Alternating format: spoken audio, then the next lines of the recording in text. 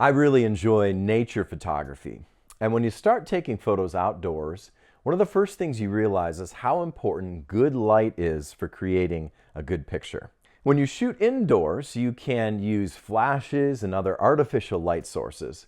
But when you take photos of birds and animals outdoors, you depend on the sun to light your pictures. Most nature photographers prefer the angled light you get in the early morning and in the evening instead of the direct light that you get in the middle of the day. Many photographers will actually get on location before sunrise to maximize the time that they have to take photos. And after the sun sets, photo quality goes downhill fast.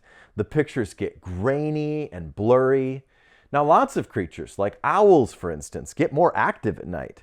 I wish pictures were possible, but you simply can't beat physics. For good photos, you just need light. And it turns out that this dependence on light is not just true in photography, it's also central to the Christmas story.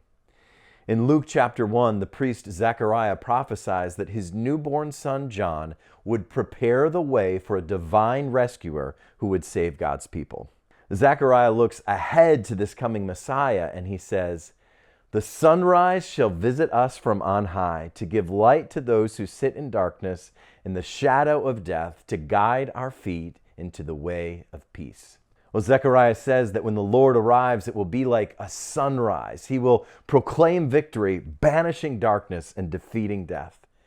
The light of the Lord brings justice and rescue in a dark and sinful world. Well, when I read that passage recently, I immediately thought of that scene from The Lord of the Rings where a small force of valiant men at Helm's Deep are holding off this huge horde of orcs. And all hope seems lost, but then Gandalf bursts over the ridge with reinforcements who drive the evil forces away. Well, Zechariah's son John would bring good news of a great rescue. John would be that first rider over the hill. And right behind him was a sunrise that would drive the darkness away. Another gospel writer describes John in this way. He says, "He came as a witness, to bear witness about the light, that all might believe through him. But he was not the light, but came to bear witness about the light." Well, the purpose of John's life was to point others to the light. And when John was born, the light that he came to tell others about had already begun to shine. The incarnation, where God took on human flesh, it was already underway. The Lord Jesus was already growing in his mother Mary's womb. And that baby would change everything. The baby Jesus grew up, and as a man, he proclaimed the truth about God with authority. Then, in an ultimate act of love, Jesus suffered and died in the place of sinful humanity. But because of his perfection, death could not hold him down. The light could not be extinguished, and he burst forth in resurrection, proving his victory over all the forces of darkness, the darkness of sin inside each of us, and the darkness of evil in the world around us. The truth is, if humans could fix our own problems, we would have done it by now. But we can't. That's why we need the light.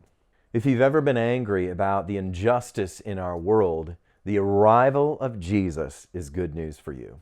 If you've ever looked at your own life and wondered why you keep hurting the people you love, the arrival of Jesus is good news for you. And if you've ever felt trapped in destructive patterns that you just can't seem to break, the arrival of Jesus is good news for you. When we try to take pictures without light, they end up grainy and blurry. When we try to live without Jesus, our lives end up looking the same way.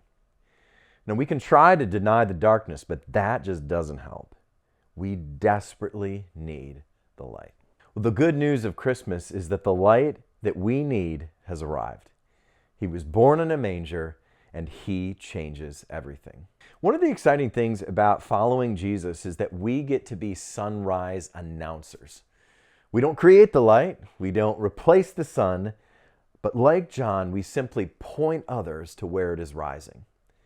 And that's what I want to do this Christmas. So if you don't know Jesus yet, I invite you to learn about him. And the Gospel of John is a great place to start. There you will read about who Jesus is, how he lived, and what he accomplished on the cross. Now, you'll probably read some things there that will challenge you and even make you uncomfortable. But I think you will also discover someone who is so beautiful that it's hard to look away. The sunrise is something to behold. And as you learn about him, I encourage you to find a church where other people are also following Jesus. The light has come, and you don't want to miss him. Well, I'm Enoch, and I hope that you have a wonderful Christmas.